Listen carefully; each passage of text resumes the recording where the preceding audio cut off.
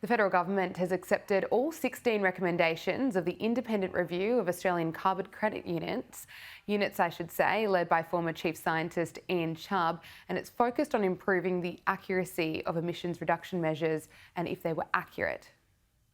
Importantly, the panel recommends much greater transparency, public information, access to the information which underpins the methods which see carbon credits traded in our market. Joining us live now is John Connor, CEO of Carbon Market Institute. John, thank you for your time this afternoon. Firstly, what's your reaction that the Albanese government has accepted all 16 recommendations? Yeah, I think this is a very important review, and it's great that it's now out. It's found that the carbon crediting framework is basically sound, but that there's a range of improvements that can be there to make sure it's fit for purpose now.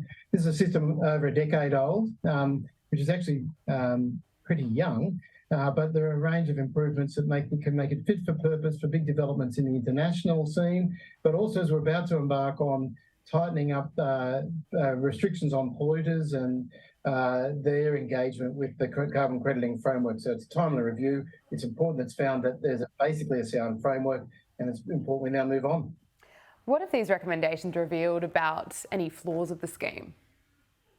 Well, I think what it said is that there's essentially a sound framework there. That some of the claims about overstatement of abatement, they don't find that, but we actually should make it more transparent to the public and others who are trying to scrutinise this framework, and I think that's very important. So it's also made some changes in governance to give people broader confidence. So we're seeing a recommendation that the Clean Energy Regulator, which was given by Minister Angus Taylor responsibility for both purchasing and carbon credit units, also developing the methods and the proposals for the methods that would actually generate those, as well as being an overall regulator, was just too much. And so breaking those up.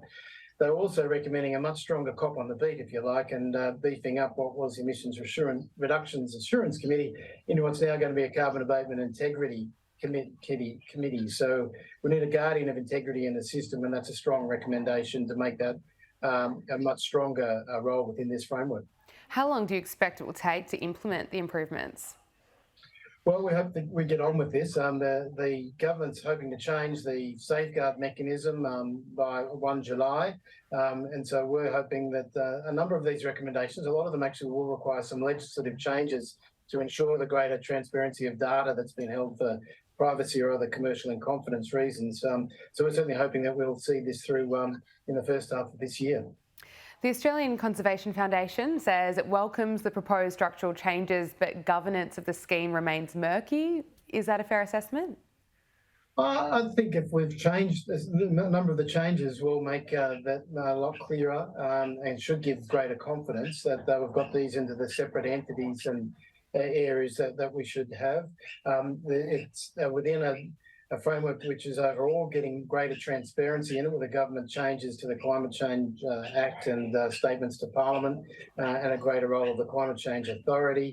There is strong recommendations in here to make it much more, to put the sunlight in, if you like. They're saying that much of this has been pretty sound, but we actually need to open the windows and let some more sunlight in for investors in the community to make sure they've got confidence within that. So I think these are important recommendations, and we look forward to them being implemented.